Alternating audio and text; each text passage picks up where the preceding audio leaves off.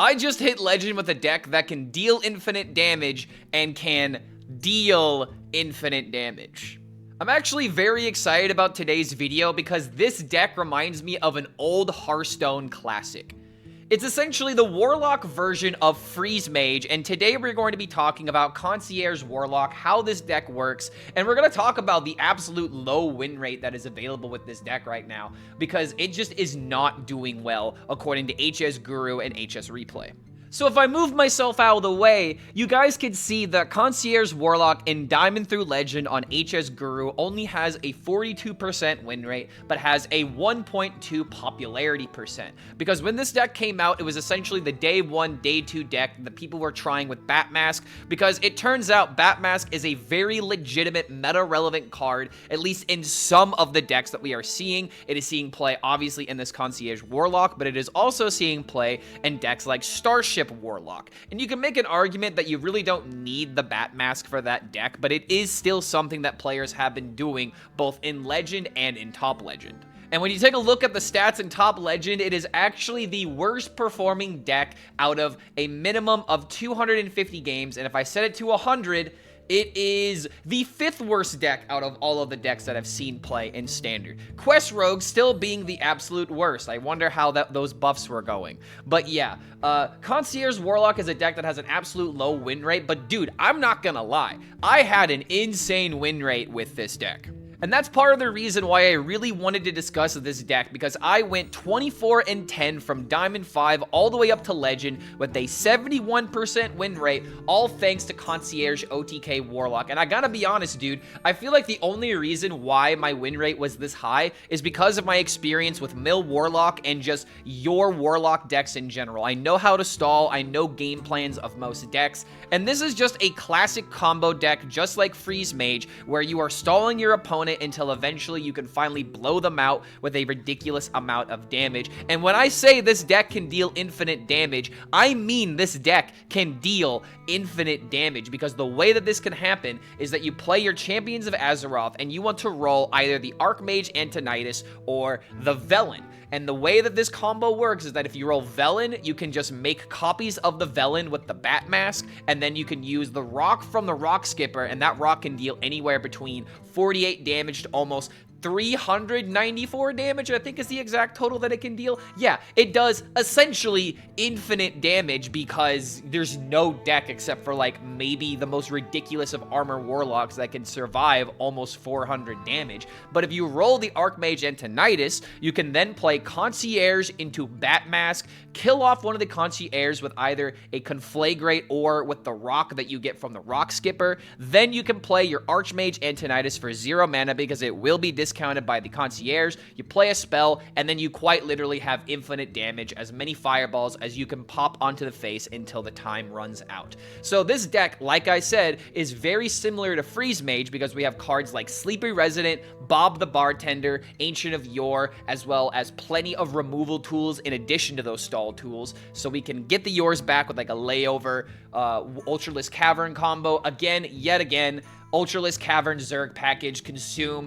1 Nidus Worm is just the perfect flex in order to support this package. And in order to really make this combo consistent, we've also got Fractured Powers and Ysera, because you absolutely need 15 mana for this combo in order for it to work. That's just how this deck is going to function. So the first step is literally just to stall and mana ramp. Second step is to play your Champions of Azeroth to get your hands on Velen or Archmage Antonidas. And then the third step is to play your Batmask with one of those legendaries and win the game one way or another. But looking ahead at HSReplay is saying almost the exact same thing as HS Guru, where this deck is just really not performing compared to all of the other Warlock archetypes that are playable right now. There are people that are experimenting with Egg Warlock, which is awesome to see. It's a fun deck, but it just doesn't have that high of a win rate. And again, with Concierge Warlock, it is somewhat popular, but I think the win rate is starting to either scare people away from it or scaring people from even beginning to try it. But when I look at the data for only Concierge Warlock, our list has the highest win rate with a 47%. I don't know if that's just because it's including my games or if people are finally figuring out this deck, but if you could learn Freeze Mage, you could very easily learn this Warlock deck. I've already explained how this deck works, but I really want to explain every single card inclusion because I really don't believe that this deck gets any better than the version that we are seeing right now. And originally, the first list that I saw was running Hellfire in place of Elise, and I pretty much have a general rule with Elise where unless the location being on the board is a detriment, and if you can fulfill the requirement of playing Elise, you honestly should just play it because it's a really good card. There are plenty of moments where this card was able to save me from a very clutch circumstance, and I just can't imagine not playing Elise in this deck because it is also another location that you could use with Consume. So you really don't have to worry too much about the board space with Elise. I would highly recommend this card over Hellfire every single day of the week. Now let's talk about the rest of the deck and how exactly this deck is consistent, because I think it's omega consistent. Fractured Power, the most important card to mulligan for. Your mulligan is extremely simple. You want to just go for your Fractured Power, your Nidus Worm, your Ultralisk Cavern, your Elise if you're on the play or if you're against a slower deck. You can also keep your Ancient of Yore, especially if you have your Fractured Power, because the best possible mulligan is to play Fractured Power on 2, probably just tap on 3, and then you can Ancient of Yore on 4 and just get that initiative immediately. We have the 1 Curse campaign in order to really milk the Ancient of Yore value, and you don't need 2 of these because if you have 2 of these, then it's a possibility of getting in the way of the Concierge combo, so you really got to make sure that your board is not filled up with a bunch of dormant minions and locations when you're trying to pop off the combo turn. Knowing when those thresholds are done is very important. Obviously, you want to use the Ultralisk Cavern combo with your layovers, and you have Sleepy Resident, Bob the Bartender as your perfect stall tools to just keep your opponent one step away from killing you the entire game. And that's why the ramp is very important, because you need to ramp up to about 13, 14, 15 mana in order to do any of these Bat Mask combos. So stalling the game, ramping up, and keeping your opponent always like a turn or 2 away from killing you is just how this deck thrives. And there's essentially 3 win conditions with this deck that you will be seeing throughout this video. Obviously, Champions of Azeroth has 2 of the win conditions, with Archmage Antonidas and Prophet Velen being in the mix, but another way that you can legitimately win the game, such as against a Murloc Paladin, is by using your Dark Morrow and your locations to summon a bunch of 8/8s, and then you can hide behind the Sleepy Residents or the Bob in order to just onslaught your opponent to the face. But now that I've talked about all those win conditions, I need to tell you the most important thing of this deck. What is the math behind the Champions of Azeroth? Because a lot of people have said, well, Clark, what if you roll Champions of Azeroth twice and you don't hit the win condition? You just have to accept it. It is a literal 9% chance on not hitting the minion that you want, because you have 2 minions that are given to you out of 5 total possibilities. You only need to hit 1 of them once after you roll this essentially 4 times. I'm really bad with probability math, so if somebody in the comments wants to explain the math and tell me why it is a 91% chance on hitting the Velen or the Antonidas, then please by all means do that. But from what I've heard from some smarter people in my chat that definitely know mathematics better than I do, they have told me this is a 91% chance of happening, and I was debating on calling this the 91% Warlock. But the point that I'm trying to make is that if this low rolls, very similar to how Shutterwalk Shaman decks worked in the past, if it low rolls and your OTK just fails, you kind of just have to accept it. Very similar to what happens if Grumble was to be triggered off of your Shutterwalk way back in the day. But that's pretty much this deck in a nutshell. Let me know what you guys think in the comments down below and whether or not you believe in this deck,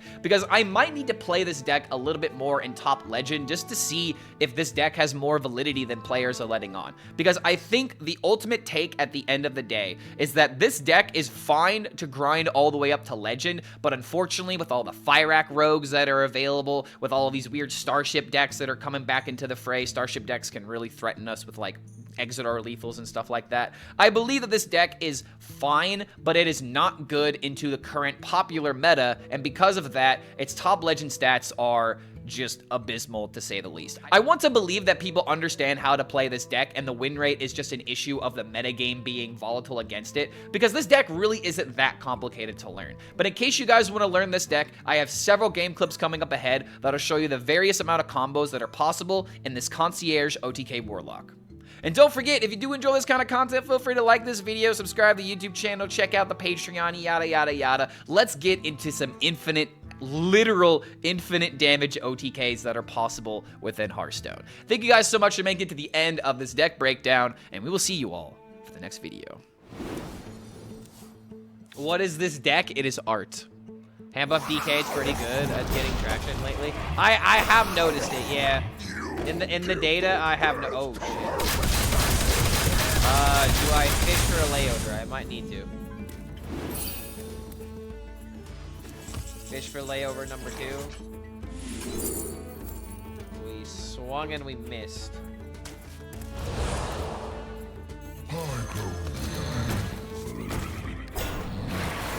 Someone call 911. I might be dying. Can't this thing dance any faster? This deck simply throws one rock. One does not simply throw one rock and get away with it. You gotta throw the rock at the right part of the head. You gotta make sure it's lethal. You have to deal enough damage for it to be lethal.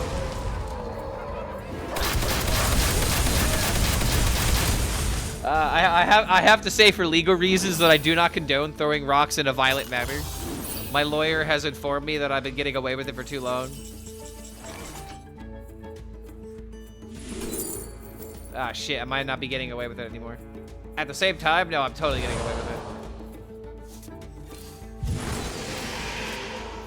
it. 8 combatant center, and I take the crown. Can't keep getting away with it. Yes, I can.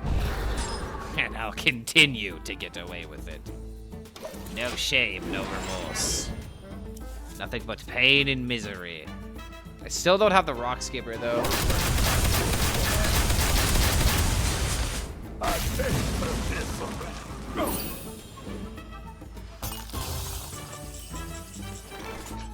I really need to hit the layover.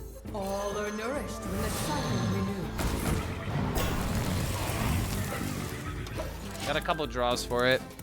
I like to imagine Velen channels the power of the Naru in order to explain the rock size of Pluto and hits them in the head. Nah, dude, it's just like Madara throwing throwing a rock on the Shinobi allied forces. What will you do against the second one, Onoki? All right, really need layover now. However, I think we just draw into it, right?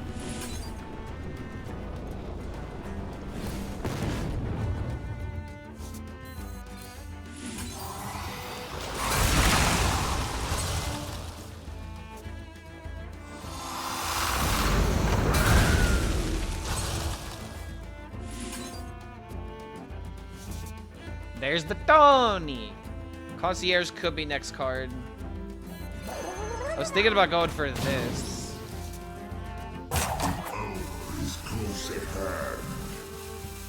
Finally, I can rest in peace. Let's see in rocks. I love your pun, and I love how that's also true. How many ways can you win with this deck? 3 ways. You can win by rolling Velen, you can win by rolling Antonidas, or you can win by outvaluing your opponent, playing board freezes, and killing them with 8/8s. Oh my god.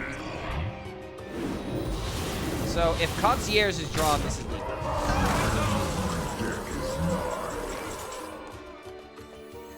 Okay. Ready to check in?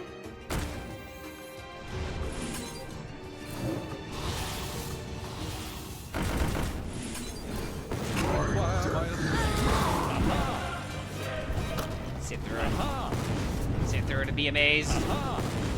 Watch as I amaze you.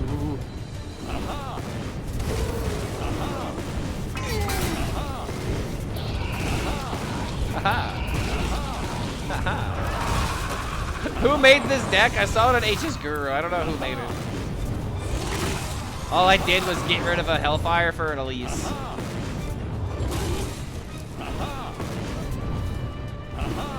A perfect amount of BM.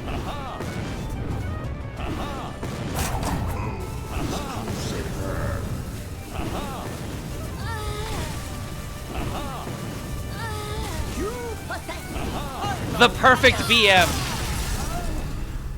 The animation needs a nerf. Nuh-uh. No. Don't you dare touch this deck. It's called Exodia for a reason. Exodia kills everything. That's okay. That's just how this goes. It kills everything. Was that perfect? You could do one to Tony? Oh, damn it. No, you're right. No, it's a 9 out of 10 BM. Oh, no. Why'd you say anything? Cutting a lease is never right. I mean, the reason why it can be right is maybe because board space. But I also disagreed with the person that cut the Elise, which is why I put the Elise in the deck. But I can understand why people come to that conclusion.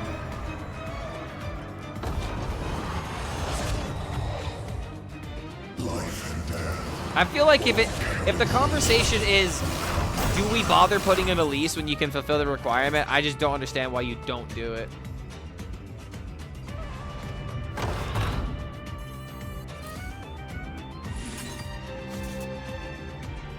Okay. 8 combatant center, and I take the crown. So this would be a game where the 1 mana rock could make a difference. Because if we draw Ysera, then we just win next turn. But I feel like the bigger thing to keep in mind is that, like, I feel like the board space being taken by the location isn't even that bad. It's not like you need 300 damage to win the game. The only time it really matters is if you're doing Concierge, and you can still get away with it as long as you have 5 board spaces. If you have 4 yours on the board, you already won. Depending on the deck, yeah, for sure.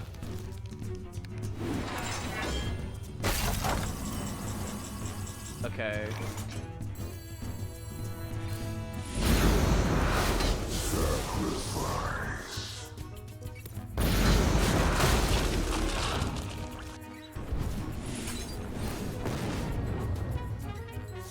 Ysera and Sleepy Resident just probably wins me the game.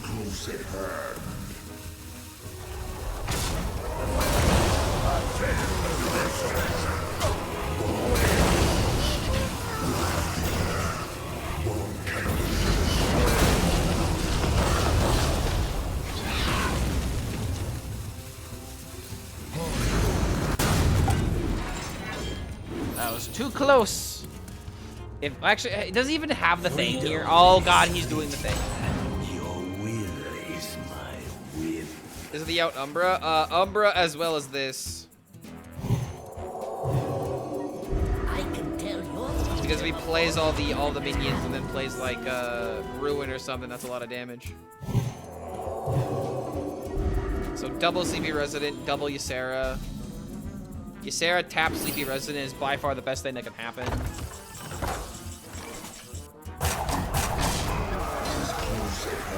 Some of the minions.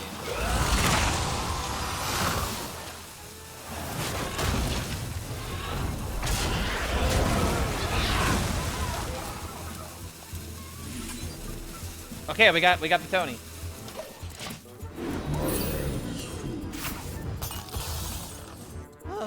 I need a vacation from my vacation. This out of this is 12. Rock a minion, play this. Layover, this gives me the fireball. Board space? I don't care about board space. It's just whether or not these things kill me. Which it doesn't look like they are going to.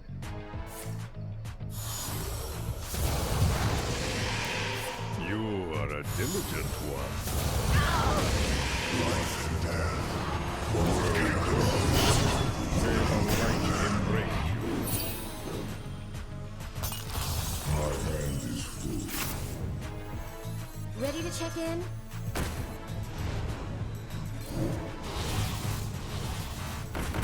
How wondrous. You require my assistance. Ain't this a cool interaction? Oh, wait a minute. Am I just dead? Wait, no, I'm alive! Woo! Oh my god, man. Could have died there. Could have definitely have died there. But we did it. Oh, that's a combo right there. Like, mwah. Mwah, that's a spicy combo. There's a surprising number of good films on YouTube. Dude, I watched, I think it was what, Coach Carter and Dodgeball and Monty Python Holy Grail. And that's not even like beginning to scratch the surface. Like they have a lot of Adam Sandler movies too. Like YouTube Premium has a lot of movies apparently.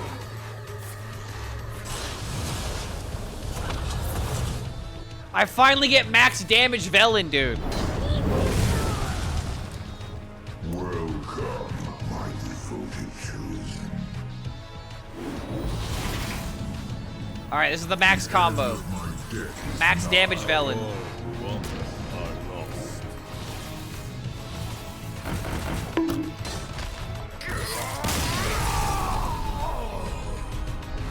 Not gonna lie, kind of underwhelming.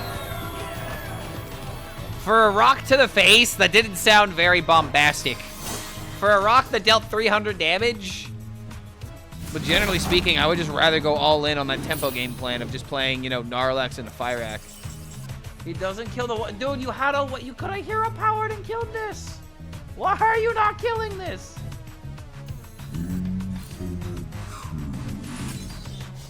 Okay, I got the Tony.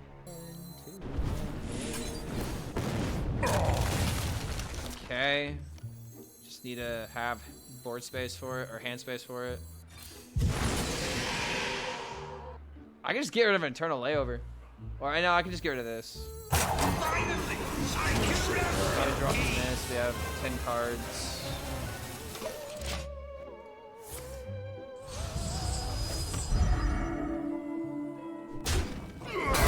Give me a minute to find that deck. I'll have to find it after this. I think I deleted the deck recently. Okay, wait a minute. This is just lethal, right? I'm not rooting for you.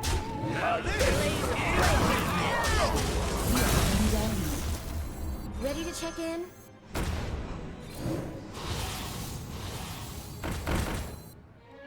It's a nice number. But it still works. Aha!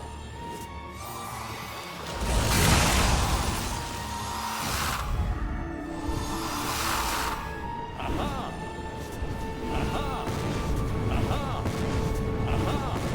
If anyone deserves the BM, it's the Protoss Priest.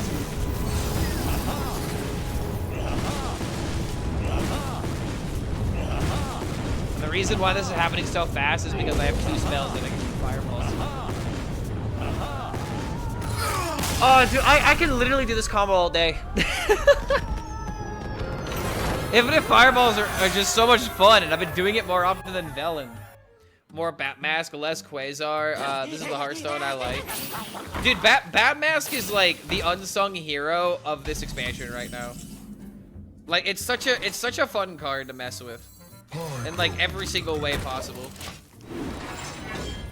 Like it's the type of fun, good card that I've been telling people that we need cards like this. You know? Like, we need cards like this to be possible because it makes the game fun. Yeah, Kelos runner-up. I feel like Kelos is close. Damn near feel like you should buff the card one way or another. Like, so many cards, just like, you add a keyword onto them and they're good. Like Tyrax, for example. Give Tyrax taunt. Give Kelos taunt. If you give Kelos lifesteal, if you give him, like, rush that turn. You know, he'd bring you back from a bad circumstance or something. Make good cards, and people will use them and have fun with them. And that's why I keep having to come back to the Ultralisk Cavern, because it's just it's like one of the only good things in the block right now. Kelos could be reversed, and it would not hurt the game. What, you summon a 2020 that summons the eggs, and then the eggs pop off, and then it summons the 2020? So you would have to play a 10-mana Kelos. How are we doing that? Then the eggs do nothing? Bro, the eggs gotta do something! I mean, why are we playing? What's with the death rattle then? 3-mana 2020, the drawback is the egg. So you lose a board spot? I mean... if you could just play a 3-mana 20/20, the meta would literally devolve into only solving 3-mana 20/20s. I do not like where this is going.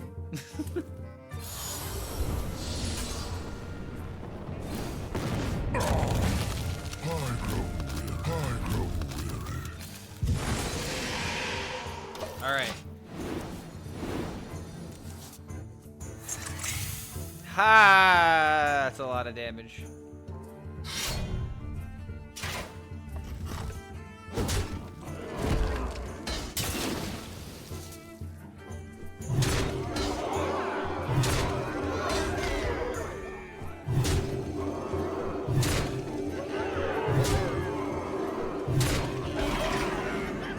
Jesus, dude.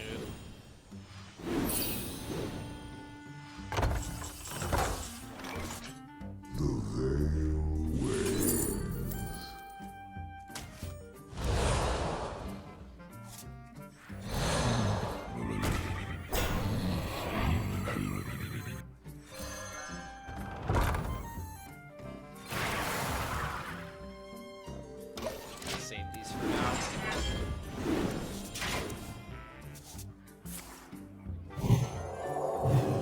Still need to hit the Bat Mask though. We might have to save the Curse campaign for the Bat Mask turn. Yeah, I should have mana coming to me next turn, which means I have 11 mana. How did he do it?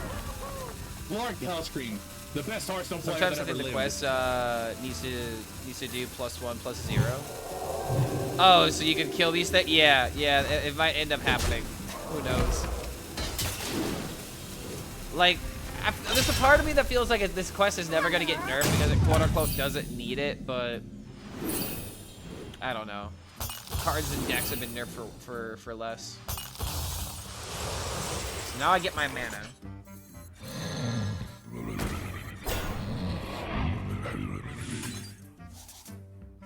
Fuck, bro! How are we gonna miss that? How, in this matchup, how are we gonna miss? Okay, we kill him with Temper. Never mind, we just win the game.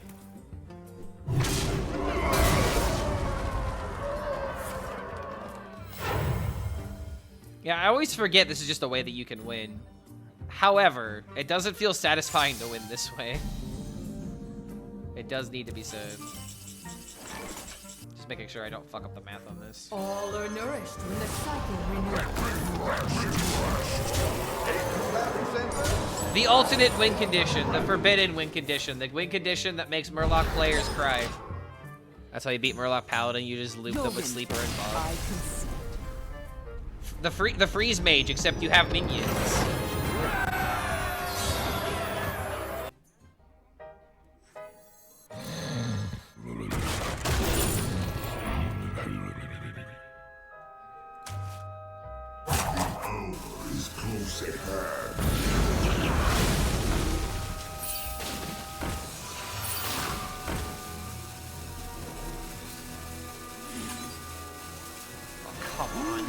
What secrets will uncover?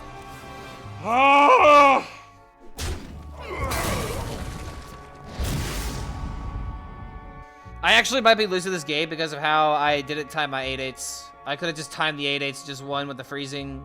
That's just it just has to be like the best way to win in this matchup. Like going for the RNG is just so unnecessary. And just now I might lose because of it. A difficult maneuver? Wait, what the hell? Bro, what are you doing? Let me rest.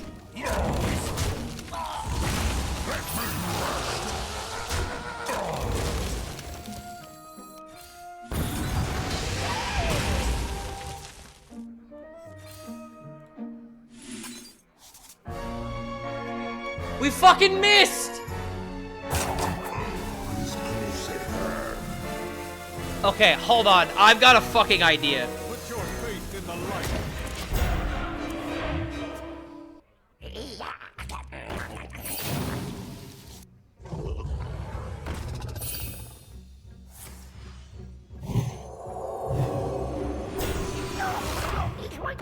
Why does it? Come on, really?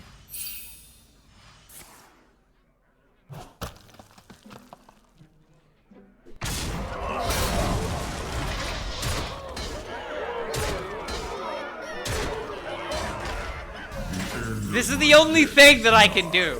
Put your faith in the light. This is quite literally the only thing that I can do. Welcome, my devoted chosen. Okay, yeah, we got the Tyrion wall, dude. We got the wall of Tyrions. Yeah, we're pretty much putting our faith in the light, 100%.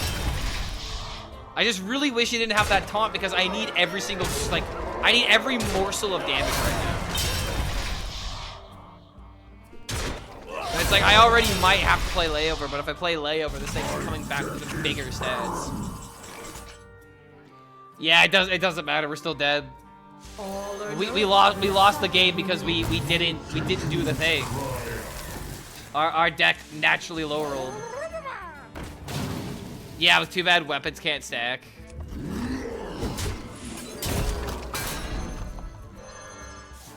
My God, how does he do it? Lord HELLSCREAM, the best Hearthstone player that ever lived. Child. Child. Don't test me, child. It's so sad, dude. I tried my best. I really did. And it's just not gonna be enough damage even with the additional 5. Lord HELLSCREAM, the best Hearthstone player. You make Tyrions like my wife buys toilet paper. Yo, what's going on, Chief Keith? Good to have you here, dude. Thank you for that support. Welcome back to the Horde. That interaction with the quest is so fucking idiotic. Why do you proc the quest on your own turn? You know, when you use words to describe things, you make sense.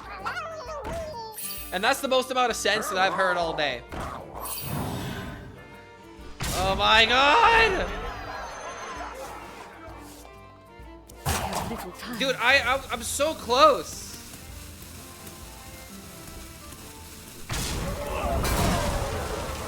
I should have played this last.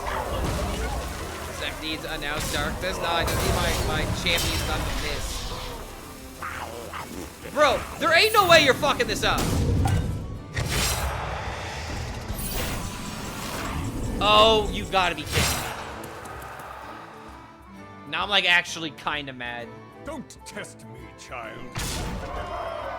That's so unfortunate, bro. Well, I see lethal. My hand is totally full.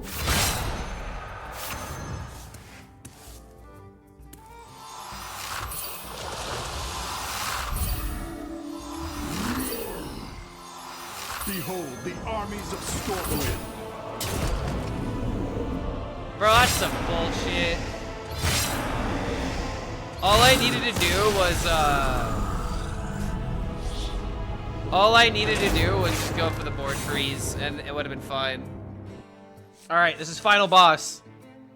Final boss, no kidding around. We gotta maintain this 70%. For reference, you had +4 spell damage as an option for location instead of a copy of minion. That is true. That's definitely true. Increase the volume. There you go. Cue the JoJo music. Hold on a minute. What would be the best JoJo theme? Probably Golden Experience. Or actually, no. Yeah, Golden Experience.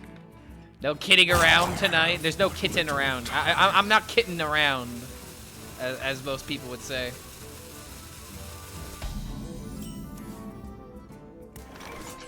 Do we believe?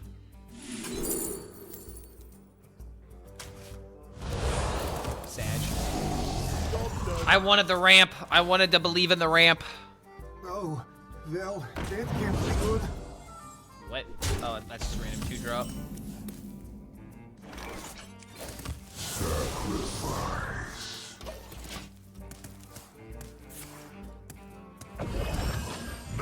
I maybe didn't need to play a I probably didn't need a tap here.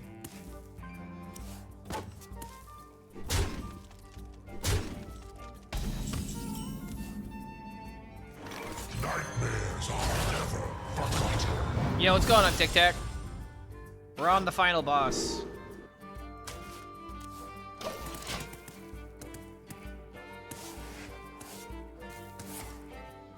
Maintaining a 70% though with this deck. I don't know why more people aren't trying it.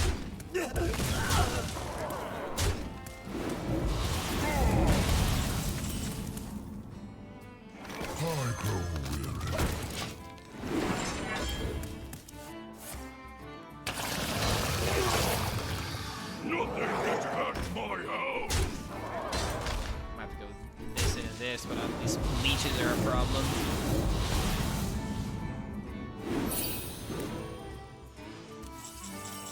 Oh, what a draw.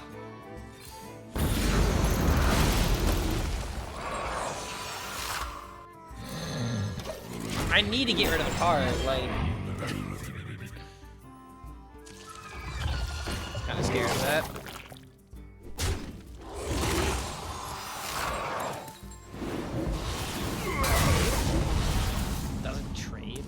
Okay, location would be the best draw.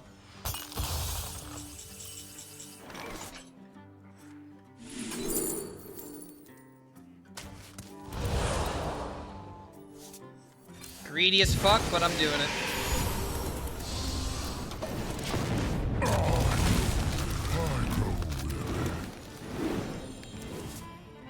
This is basically Milllock with less complicated win rate. No wonder it's so good. Clark already has hours on the deck. Yeah, that's true. This pretty much is just less complicated Mill Warlock. I mean, it's stall Warlock. It's your Warlock with a different win condition. Oh, double Battlecry? I mean, if I mill Bat Mask, I'm gonna be kind of annoyed, but... can I even win if I mill Bat Mask?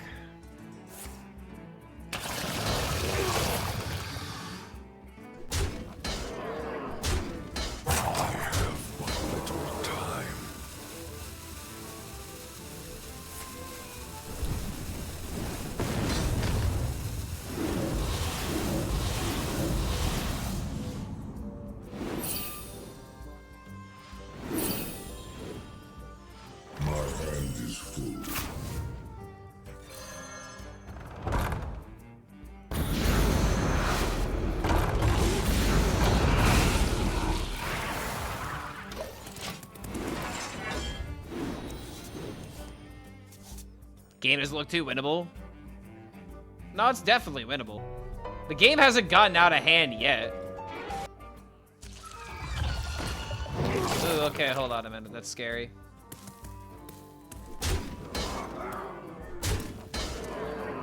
If he keeps sucking me like this, then yeah, I am gonna die. Max HP is very low. I mean, that doesn't matter though. Like once these hooks are gone, then I don't care about my total health as long as I'm not like within lethal range.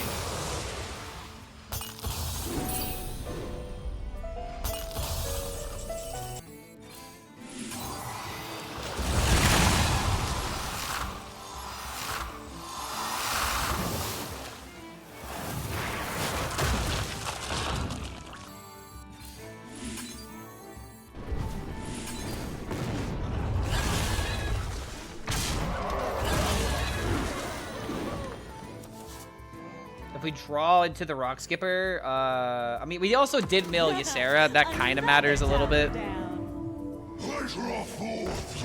But I think we could stall the game for enough time. Do I usually poop before or after you stream? I mean, whenever I gotta go. When you gotta go, you gotta go. When nature calls, you just let it happen. I mean, I'd rather use the bathroom before stream, so that way I don't have to take an unnecessary break.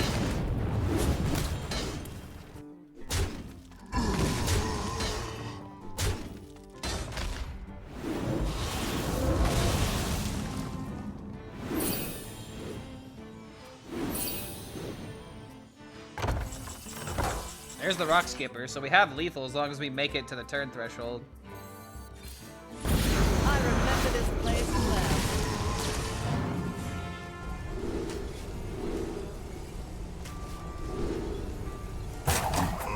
Is close at hand.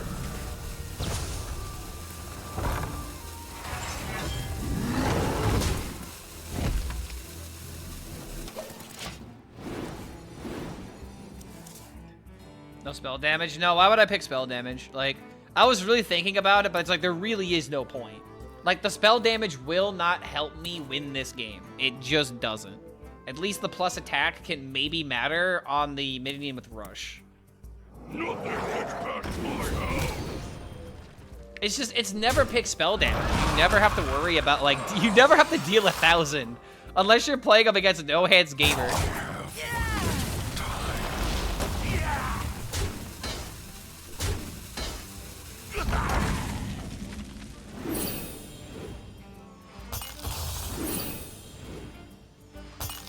The end of my deck is nigh.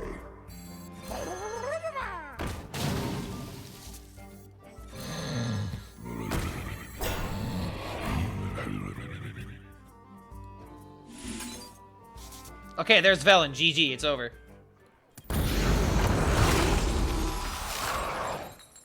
Yeah, it's just turbo GG.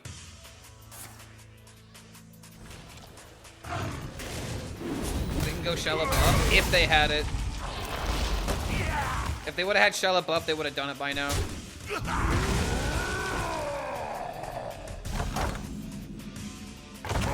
deck is barren. Let me rest. Not even a reason to play anything here. I mean, GG, bro. How do I lose from this point?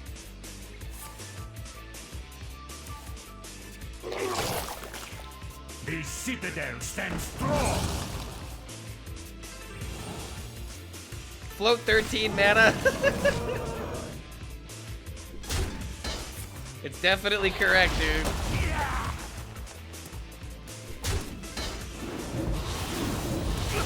Alright, there we go. Finally legend, dude. Not all who wander are lost. 96 damage for lethal. Get me in here. Diamond 5 all the way to legend. 10 star bonus. It took a minute, but I can confidently say this deck is good, dude. It really is. When I saw the stats on this deck, I was very dissuaded. I think it was like a 40% in top 1000 legend, which kind of makes sense a little bit. But on the way to legend, totally doable. If you're a combo player, this is going to bring back some good vibes. Unironically, had a lot of fun with this deck. Would actually recommend it if you're a combo player. Had a lot of fun. Boom.